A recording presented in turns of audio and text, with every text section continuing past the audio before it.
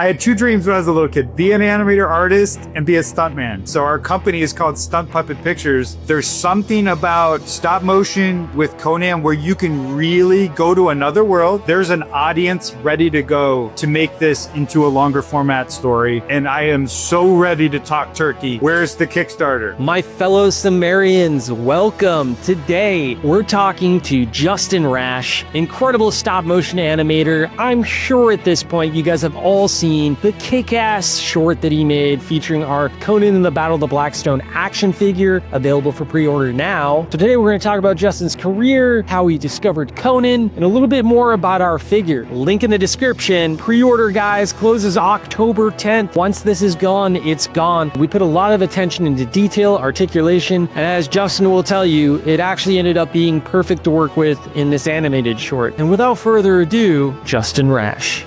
Tell us a little bit about your involvement with the Conan franchise and what that was like for you and how you brought everything to life. I just feel like there's this weird thing happening in the universe. All of the things that I love and are really passionate about are like sprinkling to each other and then becoming things. And it's been kind of like that my whole life. I chase my passions fully, heart wide open, and universe is just kind of delivers. So like you guys finding us and us working together is like the animation gods are delivering to all my prayers. And so it's incredibly huge honor. I cannot believe it. The new figure is awesome because a lot of toy animation is so hard. It's all hard. I don't even know. Stop motion is hard, period. But when you're dealing with toys, you know, they look amazing, but they're not built for animation. They're too tight. They're too limited. There's too many issues with being able to have a mobile character. So the fact that you guys actually got a figure that can do double-handed action is insane. Like right there is like, no matter what, I've always had to go to single action, right? Yeah, exactly. Like the fact that I can do two-handed axe swings is unheard of. Two-handed sword swings, any kind of serious crouching in the spines as well as the shoulders. The dynamicism of what we're able to create, or what I'm able to create in animation, just goes up so much. So to me, it's so much richer in what we would be able to do as storytellers / animators. Amazing. I love it. I love what you guys are doing, obviously, with kind of the big mashup with Battle of the Blackstone. And yeah, you're just taking my favorite characters and you're realizing them in this really fun way. So the honor is ours. You created the landscape. It's like a Mountains of Madness type ice cave. Yeah. And I was like, oh my God, that's even better. I mean, you really took the concept and then you just rolled with it. And then the other thing it was so cool to see is that you do your own storyboards. Like were you trained in weaponry and stunts? Because that was one of the coolest storyboards I've ever seen, man. That's so cool. Yeah, I'm not trained in weapons, but I'm trained in gymnastics. I'm trained in martial arts. I'm trained in like parkour. Like I've done stunts for my whole life. And even as a young man was doing them for video games and some film stuff. So I had two dreams when I was a little kid: be an animator artist and be a stuntman. So I have this beautiful thing where I can combine both into what I do as a living, right? So our company is called Stunt Puppet Pictures because we're always trying to do higher action choreography. My wife's a dancer. She was a professional dancer for 40 years. So she brings a lot of awesome choreography stuff into it.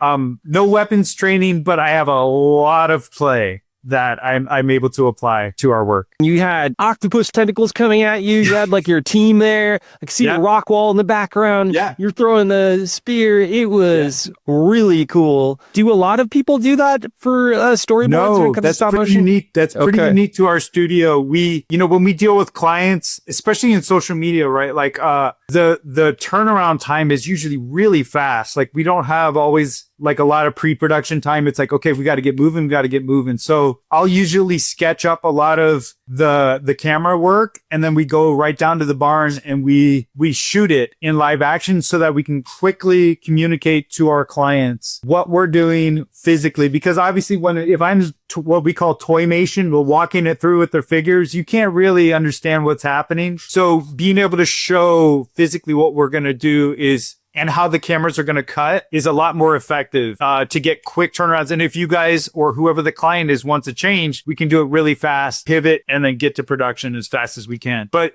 it's something I learned at Blizzard, the video game company, because I was in the cinematics division. And there was a director there who he would ask me to come out and obviously do a lot of some of the physical stuff, some of the stunts or some of the acting, the character acting for all these different characters. And I was like, wow, they really, quickly turn around what it's going to look like and cut like. And then they give it to the CG previs guys. And then they can cut it with realistic timing. That's one thing. And then also from those angles, before it goes to the CG animator team, which is actually going to bring it all to life. So I kind of learned it by helping out on a lot of their pre-production. And then so when we came here, I'm like, oh my God, this is so fast, because when you're drawing just storyboards that we're sending, a lot of times clients can't imagine what the movement is going to be like in the same way, obviously, that they can when they see it physically. So it's very unique to our studio. I mean, that explains what I was talking about earlier, that electricity that you bring to your animation. You played Conan, which is kind of cool. Like you are Conan, technically speaking, in these shorts that you've done. Yeah. And that's the raw kinetic energy you just can't get or you don't see very often, which leads me to my next question. What do you think makes Conan the Barbarian in particular so strong of a fit for this medium? Oh, man. Because, dude, like you're the only person to ever do it that I know of. Yeah, but it's like there's something about it that feels like it's just meant to be, to see him in this format. I completely agree with you. And I think it's that thing we were talking about, like live action Conan, awesome, right? It's all of our dreams is to see more Conan movies made. Animated Conan, unless they really were able to go mature 2D animated Conan, I think it's limited because that 2D softens it in a lot of ways. There is a lot more mature 2D animation happening these days, but it hasn't happened really yet. There's something about stop motion with Conan where you can really go to another world, that fantasy world where you're not judging the actor. That guy's not right. Oh, that director made the wrong decision. Oh, it's too corny, whatever. And then you're also able to do a violence, I think, that is serving the Conan storylines properly in stop motion. So like I said, it's still violent, still can be totally badass, but it doesn't hit the graphic, mature grotesqueness that maybe some of the other ones couldn't do or could do too much or whatever. And then it's otherworldly. It's just, there's a fantasy magical element to it that is automatic when you start seeing stop motion, especially if it's well done, right? Like choppy, crappy stop motion is not going to be the same kind of disbelief or suspension of disbelief that you get when you see like some well done stop motion that feels like it has weight and physics and like kind of a realistic world that you're creating and living in. So I think it's right in that special place where you can really let go of some of your preconceived issues that you have from comics or from the books or from movies, and you go to this new place that's closer to Conan, the Conan we all love from all of those, and then go on this new adventure with it and enter that fantasy realm. Yeah. I think you answered that perfectly. That makes sense. I think there's also a raw unpredictableness to the nature of this medium. And with a character like this, you're absolutely right. Like, you're going to have preconceived notions if it's live action about how the person should look. If it's animation, it's almost too planned. Even if it's, whether it's CG or 2D, that stuff's planned down to every fraction of a second. Not that stop motion isn't, but it's because it's real. There's that rawness to it. And I feel that fits the character. Conan is unpredictable. You haven't seen nothing. You know what I mean? You've seen these two little bite-sized clips the stuff that I would love to do would blow their freaking heads off. Like the fans, like, and that word I think I used in one of our emails, it's fresh. Does that make sense? Like fresh. It's like offering something you have not seen before. Especially with stop motion. You know, like Laika is one of the best of the best. I mean, they really are. Yeah. Everything. They're like what Pixar used to be. No shade to Pixar, but like, you know, they stay true. They do original stories, and they're a little bit more mature. Honestly, kind of circling back a little bit of that Don Bluth energy. You know, they can tell darker stories and still be a family film, but not compromise too much. And I wanna talk about like where you would go if you could do anything. But first, I just want to know what is it like going from this smaller Conan project to going to a studio like Laika, where you're working on a team? How does the process change? And what do you like about that? And what do you like about just doing it at your own studio? What are the ups and downs of both? For instance, we are a small studio. We have 4 stages underneath our house. That means a stage is basically an environment. That's the ice world. This is the desert world, whatever. Like whatever we're working on has its own 4 unique sets. Down at our barn, we have a huge space that will be hoisting one of our fantasy original projects that's going on. So it has like 17 tables that will be just a giant 40-foot environment. So it's epically sized. But this is still an indie studio. It's basically a garage and a barn, right? It's lights, cameras, me and Shelly and my daughter, right? Shell is my wife who does the sets and, you know, puppet stuff and helps write, direct everything. When you go to Laika, 700 employees, right? On this latest film, 750 at one point. That is like 750 of the severely talented, every role that you can imagine that happens in film. Cloth, clothing, sculpting, molding, painting, hair, animation, camera, lights, motion control, sets, greens. Like every department is like puppet hospital, like armatures. They're all these really severely talented people that all come together. And when I go to Laika, being my role as an animator, it's very similar to being an actor in on a feature film because it has those same roles all over the place, right?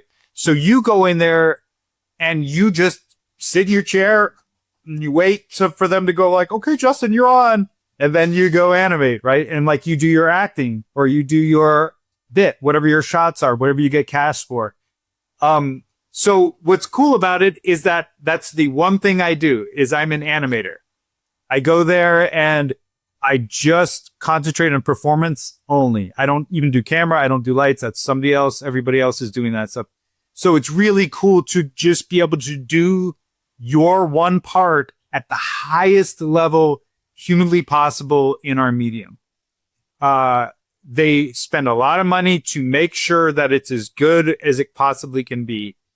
When we are in an independent studio like ours or a smaller television studio, you have deadlines, you have lower budgets, and then you have to do everything, right? So we're all building sets, we're all lighting, we're all cameras, I'm doing all the animation, we're doing storyboards, blah, blah, blah. While all those roles would have been separate at a big major feature studio.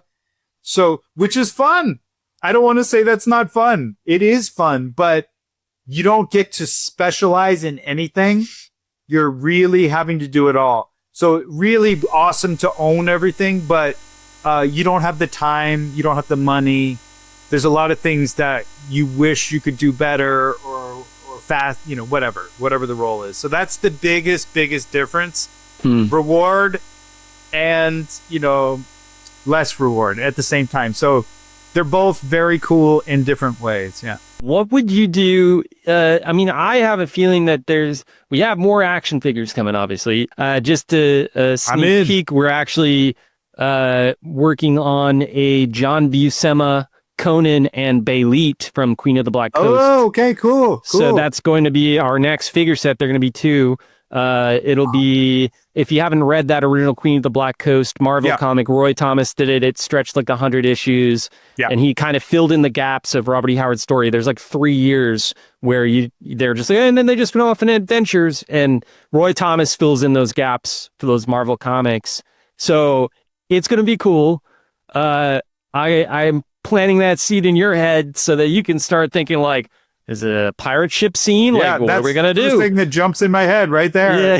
Yeah, that'd be pretty cool. But outside of that, even before we started working with you, and I actually always wanted to see Conan in this medium. I'm a huge stop motion animation fan. And when I first got hired here, I was like, we should just do a stop motion animated short. Like it'll win an Oscar, because I'm naive and I'm like, but and I'm like, why not? Maybe, yeah. Why not? The problem with adapting Robert E. Howard's works is that he was writing these for magazines, and there's not a lot of stories that could adapt easily into a feature. There's only a couple off the top of my hand that could work. One of which being Queen of the Black Coast, just because there's that 3 years unaccounted for. And then you could do Hour of the Dragon, but it's not my personal favorite story, and there's a lot going on with that. But if you were to do like shorter films or even a short film, you could do the most authentic Robert E. Howard adaptation that possible. Of course, that could be done with 2D, but I'm curious, like, what would you do if the funding was unlimited?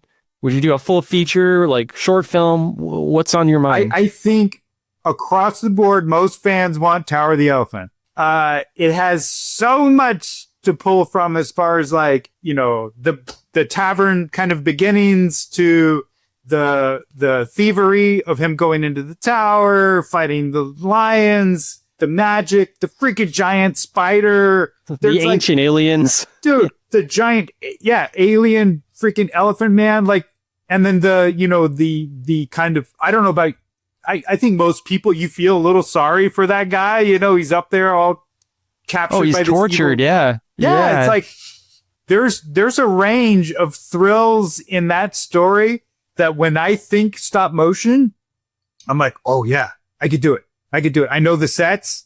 I know the puppets. I know the figures, and I could tell that entire story, and the public would lose their minds. Like each little section, like as he goes, if you started in the bar, like if you were doing a web series or something like that, and you just want to start with the launching, if you didn't want to do it in one full piece, you could have, boom, the bar scene that leads to going to the tower, getting the information, to the lions, to the climbing, so many different moments that could carry that storyline through in, fighting the giant spider. There's so many really rad. Funcom, they almost made a video game adaptation of Tower of the Elephant. John Rhys-Davies plays Gimli, voiced Taurus, and all that audio is sitting there. Yeah, and it was a very rough animatic, but they expanded the backstory of Yad Kosha, so you see like the spaceship and like him on his home planet and then coming to Earth. And there's like really easy ways you could slightly expand on the story, maybe make the final battle with the wizard at the end a little bit more intense and less anticlimactic. I swear, before you guys contacted me, I was going to do the bar scene myself. I had that planned. I'm like, all right, babe, this is what we're doing. I've choreographed it. I know how it's going to go. It's brutal. It's badass. It's like, it's everything. I had it. And then to imagine taking that all the way is just something I think, oh my God, I think the fans will lose their mind, and it would be special. And, I was imagining it before the figures were coming out, doing it with just puppets. So I would sculpt original puppets and then do my version of Conan. But now that we have actual figures, like, oh my God, I could do it in such a quicker way than I would have. Even if I had to kit bash some of the background characters and do little things like that, I would be able to make that happen. It would make it easier, honestly, because then we can do a whole figure set and sell the figures. I mean, right, to help funding. Not that we're all about money, but like, it's just like, I'd love a Yad Kosha figure, or a Tauros figure, or even like a spider, to play with. My wife wouldn't love that, but I think it'd be pretty cool. That'd be so sick, man. And then you have the sets, which is really cool. Unlike other things, like you have a physical set that can go in a museum somewhere with real light and real shadows and real. Oh, dude, it would be incredible. It almost feels like it's the only way to do sword and sorcery justice, truly, in this day and age. Yeah, is to have stop motion animation. Like, you just lose it. You lose that nostalgia. You lose the otherworldliness when it's live action most of the time. It's too polished, too shiny. There's too much input because there's too much money and too many people. But when it's a small crew and you have practical sets, there's just something that feels like it's stuck in time and you can really be transported there. Oh, and man, I'm telling you, like with the passion that I have for Conan and all sword and sorcery and just badass stuff in general, Justin, let's be honest. I mean, you understand Frazetta. We're talking Lord of the Rings earlier. I mean, I see your office and it is dude, so rad, man. It's like just for days. Gremlins. Oh, I love the Gremlin Gizmo short you did too. That was really thanks, cool, man. That was one of my daughter's training grounds for there. Speaking of Secret and M, all my cells up there. Oh my God, cells! That's so cool. And all the cells up there. There's Jeremy, and these are all from Secret and M. Since that was such a big part of my like launching into stop motion. I loved on Bluth, man. I Land Before Time and Fievel Goes West, and oh my God, there's so much Secret and M. Yeah, Secret and M is so good. That's probably my favorite. Honestly. It is mine for sure. Like I love a lot of his stuff. I love Land Before Time a lot too, but I definitely like Secret and M is literally the moment that I was born as an animator. Like the seed was planted when I saw that film. It's so incredible. I wish he'd come back and do one more at the very least. Well, I mean, dude's definitely getting up there nowadays. I'd love to see another one from him and Ralph Bakshi. Those guys are so great. Bakshi too. But it's really fascinating because Ralph Bakshi, he was always on that edge of Hollywood where he was this really indie guy, worked on really low budget, but he was making stuff, and had a nice career. But I think he was always on the edge of like Hollywood didn't know quite what to think of him, or if he was, a little too edgy, maybe.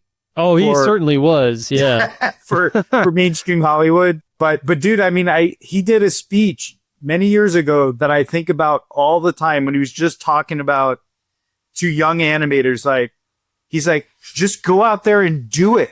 Like, you have no idea how hard it is to make a film in the old days when you had to do it on film and you had to do blah, blah, blah, blah, blah. 8 million people to do each little section of what it takes to make a film.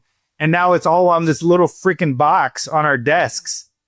Like the whole studio is right there, and like, go do something. Like if you're complaining about like what's in animated, content or whatever, or you feel like you have a message or a voice that you really want to get out there, you have no excuses these days with how inexpensive it is compared to the old days and how accessible it is in every single way. So I've thought of that so many times over the years, and like, it informs me because I want to do my own feature. I want to do my own storytelling, and that is driving me throughout. And that's Ralph Bakshi for sure. Like I was just like, wow, man, fires you up in the guts to go out and make something, Truly, I mean, yeah, and he technically directed a live action Lord of the Rings before Peter Jackson. So, dude, I mean, Fire and Ice was live action too, basically. That's true. Yeah. Fire and Ice is so good. You've met the Frazettas, right, Sarah? I've never met, but we've communicated obviously through the internet and stuff like that. So it was really just like talking to you and Conan people. Like it was such an honor to get connected to that family, to the people that inspired me so much as a young artist. Like I talked about Don Bluth, Frank Frazetta, man. Like I cannot tell you how much I've poured over his paintings and how much it got me interested in reading as a kid, seeing his covers for those like grocery store soft covered books. You know, when my mom's out there shopping, I was in the freaking magazine section pouring through those books that I would have otherwise not read if it weren't for those covers at that time. You know, it was like a leap into young adult reading. Yeah. And Heavy Metal magazine. And, I mean, dude, God. Dude, I still am just a monstrous fan. And, you know, seeing them come back just recently with all of their online presence and kind of getting the magazine going again. I just have these visions and praying like maybe someday they'll make Heavy Metal, you know, 2028 or something. Well, you know that they Tim Miller, Love, Death, Robots was supposed to be Heavy Metal, right? I know all about it, man, because he was a huge fan too. And obviously like so many people that got into that genre. But I was actually supposed to direct a short for season 1 of wow, that's so Love, cool. Death, Robots. Oh, so, man. I worked with a really amazing concept artist and one of the other directors there, these 2 Italian, really talented guys that we were putting together a really amazing stop motion short for season 1. And it was at this really tricky point where I was working for this video game company called Blizzard Entertainment. Oh, heard of it. Yep. And I just came back from working on Kubo and the 2 strings. And I was able to be offered a full-time position on Blizzard, or I could go direct this short for Blood, Death, Robots. And then it was just getting a little shaky and I needed some more security after kind of spending 10 months doing the storyboarding and getting everything ready. And we were having some budgeting issues trying to get the cost to a place where we could afford it. And I took the Blizzard job instead, but it was always a moment in my life where I was like, okay, this is a pivotal, like I'm going here and I could go boop and start going this way, or I could stay on this path here. And part of me, I never regret, but like, I was like, wow, I wonder what would have happened if I would have stayed that course as a young filmmaker director. But it's all of that. And I do hope, like, you know, they're on season 4 or whatever it is now, that they think about it again and they call us one more time, say like, let's do something. And it would be amazing to incorporate fantasy or anything in that kind of heavy metal flavor. I mean, you'd be the guy for it. I wish, you know, the magazine seems to be received well with the reboot. I know at Comic-Con they had a booth and I went over and brought a bunch of Conan gear. I'm like, hey, I'm with the Conan guys. I love you. Like, take some Conan stuff. And they give me like a heavy metal pin. And I was like, this is so dope. But yeah, I mean, what you just spoke to, that's like the truth of the creative industry that a lot of people don't think about, is like it's so hard to break in and you have to make these tough decisions regardless of how talented you are, you know, and you are extremely talented, as everyone listening knows. Just looking at all your work, I mean, there's so much passion and there's a kinetic, raw energy when you bring just this action figure to life. Like, it's kind of like Robert E. Howard writing on the page. His words were poetic. They had electricity to them, to all of his words. And you kind of have that with animation, which is really cool. And thank you. So I want to know a little bit more. It sounds like you're such a creative dude, and I want to know, like, how did you specifically get into stop motion animation? What was your career path like? So, like I said, I started with 2D, like most young artists do, because that's the most accessible to us. So by the time I was a teenager, I was just a huge fan of all things animation. And I was also a huge fan of special effects, practical effects, like, you know, HarryHausen films, Phil Tippett, monsters, all through the 80s. Anything that was practical, I was really, really into. So me and my brother wanted to do that as a living someday, was to get into film. And so we went to art school together at a place called Art Institute of Pittsburgh, which was one of the only schools that had a an effects program. It was called industrial design at the time. So you could go there and learn mask making. You could learn animatronics. You could learn armature building, like all of these things that could someday go into effects for movies and 2D animation and, regular fine arts and stuff like that. So we both went there together. And it was the same year, 93, that Nightmare Before Christmas came out. Amazing. And Jurassic Park came out same time. So when Jurassic Park came out, I had a young kid at the time. I was a baby. I was a young father. And I saw Jurassic Park. We went to the movie and I was like, oh my gosh, I have never seen anything look that good animation wise in my life. And I was like, I have to change to CG. I have to do it. Like it was so obviously the future. And I have to make sure I have a job to afford my child here. Right. So my brother stayed in practical effects and I went on to learn the computer. And I still the whole time was doing 2D animation, making my way through art school. But I was now able to use this new tool that was just on the crest of crashing into the whole industry and changing everything. So I did that and I got in and I had a beautiful career for about 10, 12 years while my brother was working in films. And then all of a sudden I got really bored with the computer. And I can't even say really bored. It was my grandmother came over and my grandma would all be like, show me your art, show me your art. And I was like, I have to go turn on the computer and I have to go find a codec that no longer exists.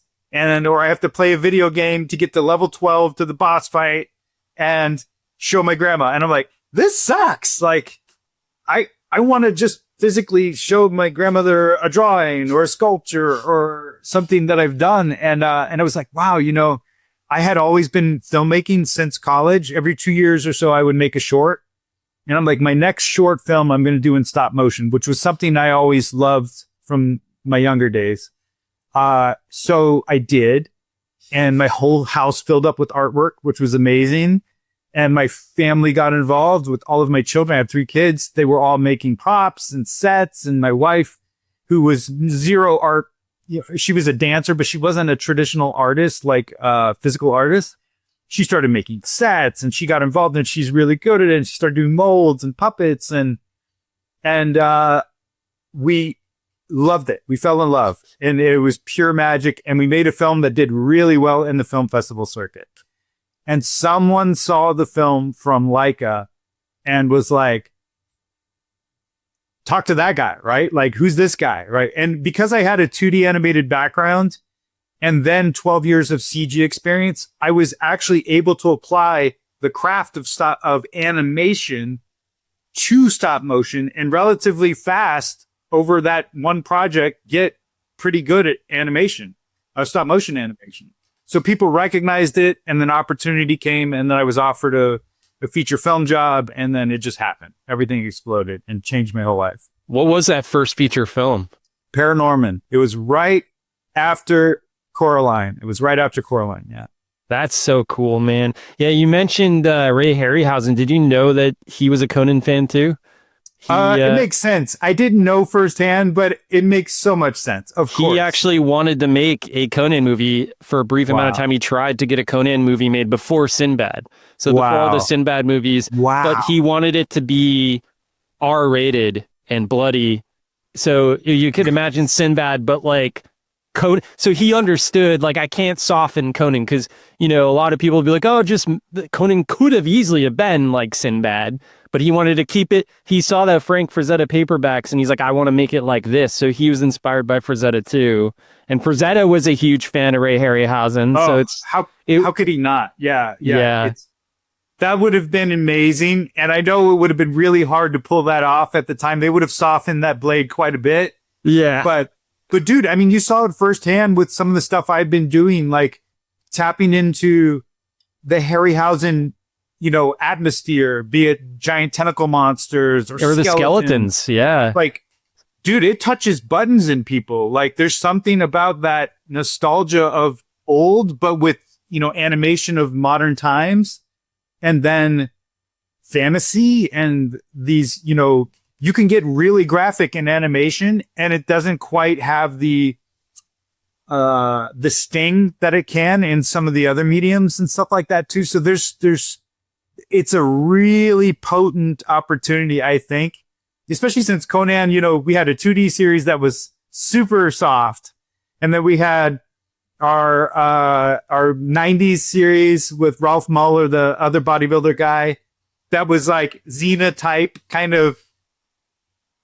It was pretty soft comparatively. I still watched it. That's one way to put it. Yeah. Yeah. It's kind of fun to go back and watch that just because it's like, oh wow, this is the only live action Yagkosha like we've ever had, but it's like they really messed with the source material pretty hard on that one. Oh yeah. And then it's just funny to see all the guest actors pop up, but it's on Tubi, so I hadn't caught that when I was growing up. I've watched it in recent years, but I did get to talk to Christy Marks, and she is actually who did the 2D series Conan the Adventurer, and she to this day is like, I wish I could have done the stuff I wanted to do, but I had to turn people to stone instead of him killing people or whatever. Yeah. So it's like He-Man has a sword and he can't have sword fights. Yeah.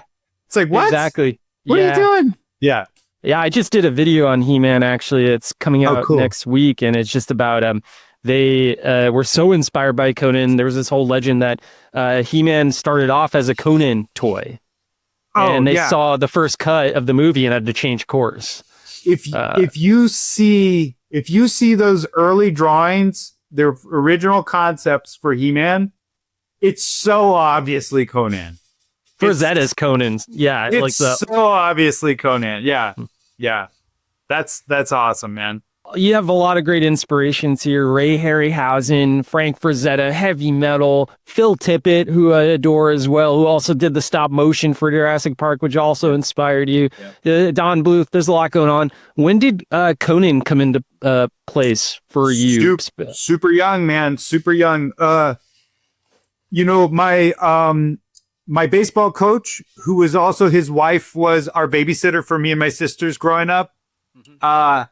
He was an artist, right? So he was a baseball coach. He was an artist. He's an Air Force guy who this is weird, but he got his head hit by an airplane working under the airplanes. Like the wing hit his head, and he got a really bad back injury from it, neck injury. Mm-hmm. So he was home with the kids all the time with Karen, who babysat us, and he had the hugest Conan collection, the hugest comic book collection I had ever seen at that point in my life.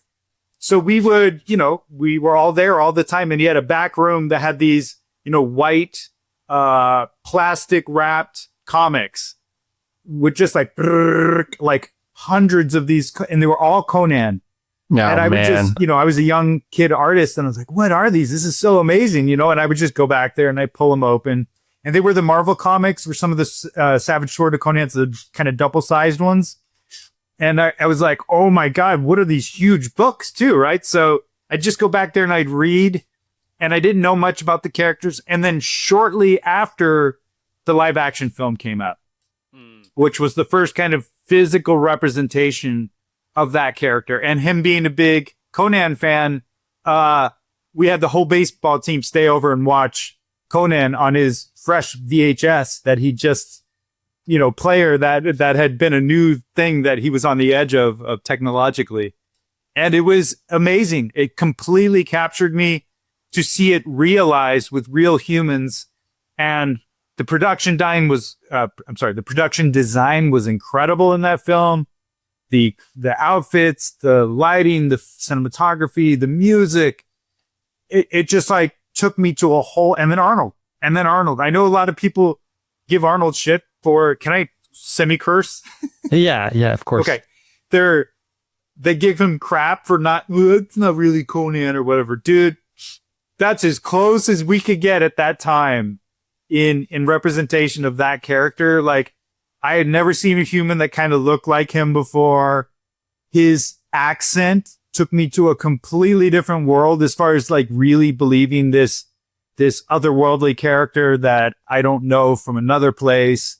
And his stoicism in not being able to deliver a lot of lines, but still having just such a there's like a childlike innocence to his character, which is something that I didn't notice until much later after seeing it maybe 20 times. Like when you watch it, like you're right, like it's otherworldly, but then it's also like this innocence that the character has. It's like a young Conan adventure, and he's learning to love for the first time, and learning loss for the first time, and experiencing all this because his childhood was ripped away from him. Absolutely. And the score is another thing that my God, that Palladius score, like that is so magic. It is fire. And you're right, like I'm with you. Like I think people go back and forth on it all the time. Like it's not really Conan, and that's true. It's not the real Conan that Howard wrote, and we all want to see a real Howard Conan adaptation. But there is a place for Arnold's Conan, and there's no doubt just he really did so much for Conan and the brand as an actor, and that version of Conan is so important to me. And so many people there, you can separate the two and be a fan of both. Yeah, absolutely.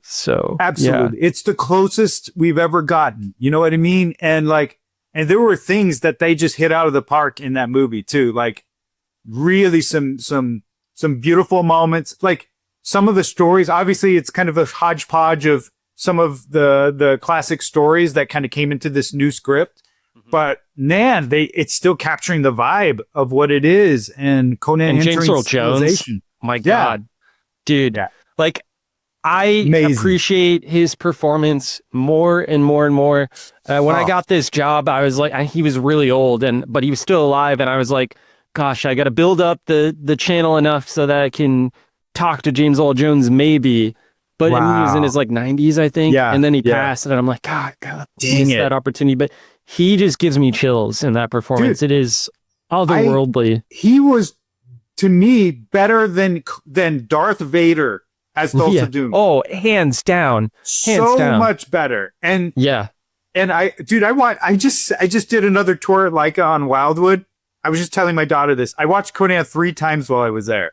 Oh, 3. Man. I'm not even kidding. Like I've seen that movie so many times where there's a website called listentoamovie.com. And I just put on these films that I love and inspire me and keep me moving and grooving. And I just put on that soundtrack or the commentary, and I just listen. And then I'm just animating with all the fire and doing everything I got to do. I love it. I don't even need to watch it. I've got it so in my head. Have you, one story I think you should check out that I think you'd really dig is Bran Mac Morn, Worms of the Earth. I'll send you a copy of that. I think you'd really dig that. It's got some really cool horror elements to it, but Bran Mac Morn is essentially same world as Conan, right? But it's more in our time. So it's after the Hyborian Age has collapsed, and he's the last king of the Picts, the same Picts from Conan's time, the same Picts from Kull's time and the Age of Atlantis.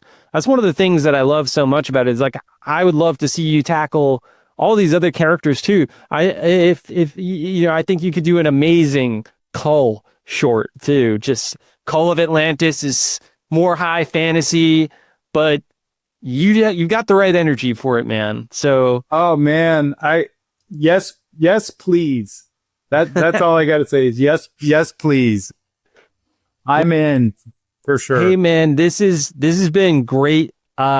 I can't thank you enough. I mean, this video that you made for us is so special. The fans love it. They want more instantly. It's like you packed so much in to 10 seconds, and I've probably watched at least like 24 hours of that 10 seconds. Like, it's like on repeat. I loved it. All of us adore it. Oh, thank you so much, man. It's like our greatest honor to have you on board, and I'm really looking forward to our next collaboration. Yes, me too, man. And like I said, like I can't tell you how many messages I got privately on my social media accounts saying like, where's the Kickstarter?